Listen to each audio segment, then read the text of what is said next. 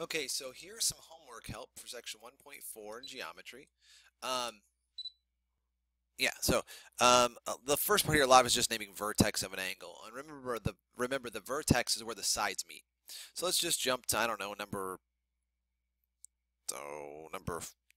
two. I don't know, problem number three, angle two. Here's angle two. So this is what we're looking at for angle two is this angle from here to here. So they're meeting right here at point V. There you go. There's the vertex. Then it says name the sides of each angle. Angle 4 is right here. Now, the sides are these rays, the rays here. So the vertex is T, so both of them have to start with T comma T something.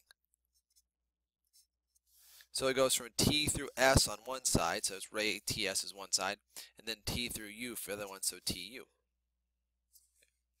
And then number 9, write a name for angle 3. Now angle 3, I'll do this in a different color because I've kind of got all stuff all over the place, so I apologize for that. Angle 3, let's do an orange. Stand out a little bit more. Angle 3 is this angle. Okay, so the key is that T is the vertex. So T has to be in the middle. The vertex is always in the middle of the angle. Excuse me. So I went from and it doesn't matter which order you go, just make T in the middle. So from one point on the one side to the vertex to the other point on the other one. So you can do W, T, V. Or angle V, T, W. Doesn't matter, it's still the same angle for those. And you only need to give one name. I just gave you two in case you weren't quite sure how we're getting there. Okay. Jump to number 17. Because really a lot of this gets to be repetitive about sides and angles. Again, if it doesn't make sense, come in. It'll probably take us 5 minutes personally to get that all sorted out.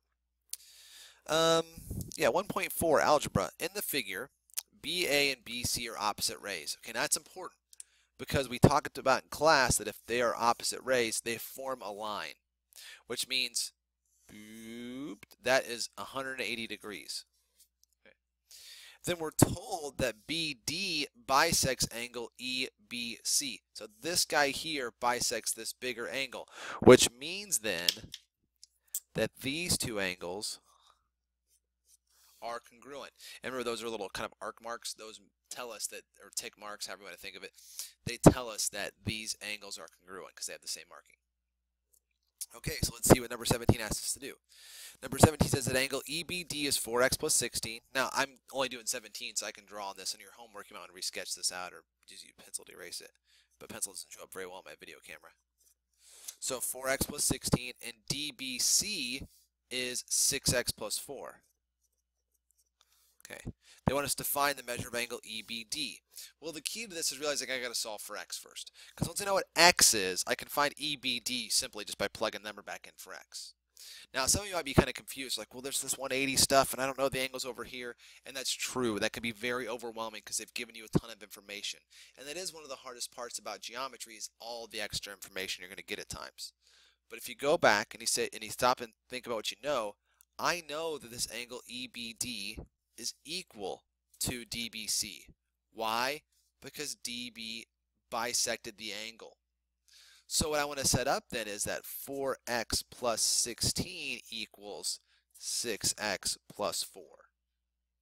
And now I can solve this equation for x and then just plug x back in.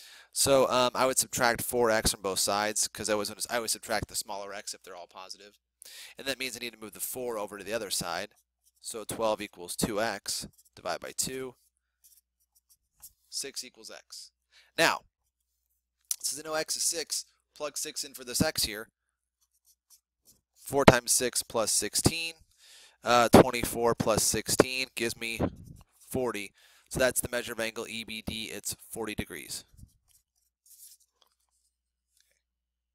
All right, and that's it for section 1.4. Again, a lot of that's pretty repetitive. So if this didn't help you out, then just come in the morning. We'll knock it out together.